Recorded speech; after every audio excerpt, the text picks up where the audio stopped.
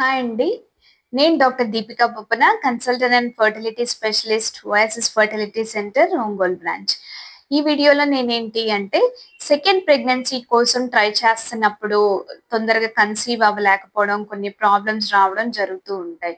So, దానికి కారణాలేంటి అన్నది చెప్పబోతున్నాను. So, what are the difficulties that you face when you are trying for second pregnancy?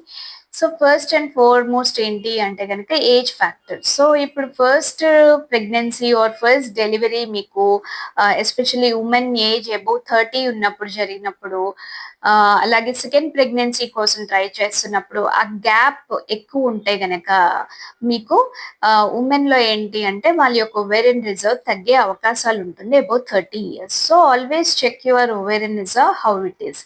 And second ఏంటి అంటే మగవారిలో కూడా ఏజ్ చేంజెస్ అనేవి ఉంటాయన్నమాట. సో స్ట్రెస్ వల్ల కానీ, వాళ్ళ హ్యాబిట్స్ వల్ల కానీ, లేదా ఇర్రెగ్యులర్ డైట్ హ్యాబిట్స్ వల్ల కానీ, లేకపోతే వాళ్ళ నియరింగ్ 40 years అట్లా ఉన్నప్పుడు కానీ, వాళ్ళ లైఫ్ స్టైల్ హ్యాబిట్స్ వల్ల కానీ స్పర్మ్ లో కూడా చేంజెస్ వచ్చే అవకాశాలు ఎక్కువ ఉంటాయి. వాళ్ళ మొటిలిటీ కానీ, కౌంట్ కానీ తగ్గే అవకాశాలు ఉంటుంది. అలాగే డిఎఫ్ఐ అంటే స్పర్మ్ డిఎన్ఏ ఫ్రాగ్మెంటేషన్ పెరిగే అవకాశాలు ఉంటుంది అనమాట. సో దానివల్ల ప్రెగ్నెన్సీ వచ్చే అవకాశాలు తగ్గే అవకాశాలు ఉంటుంది. అలాగే సెకండ్ ఏంటి అంటే వెయిట్ గెయిన్. యూజువల్ గా ప్రెగ్నెన్సీలో వెయిట్ గెయిన్ అన్నది ఉంటుంది. సో ఉమెన్ ఆ వెయిట్ గెయిన్ ని డెలివరీ అయిన తర్వాత ఫ్యూ మంత్స్ తర్వాత వాళ్ళు ఆ తగ్గలేకపోయినప్పుడు, అంటే ఆ వెయిట్ గెయిన్ అట్లానే ఉన్నప్పుడు, లేదా వెయిట్ లాస్ అవ్వలేకపోవడం ఇట్లాంటివి ఉన్నప్పుడు, వాళ్ళల్లో ఆల్రెడీ ఉన్న పీసీఓ చేంజెస్ తో సఫర్ అవుతున్నప్పుడు ఇంకా హార్మోనల్ ఇంబ్యాలెన్స్ అన్నది పెరిగే అవకాశాలు ఉంటుంది అనమాట. దానివల్ల ఎగ్ పెరగకపోవడం, ఓవులేషన్ అవ్వకపోవడం ఇట్లాంటి ప్రాబ్లమ్స్ అనేవి స్టార్ట్ అవుతాయి.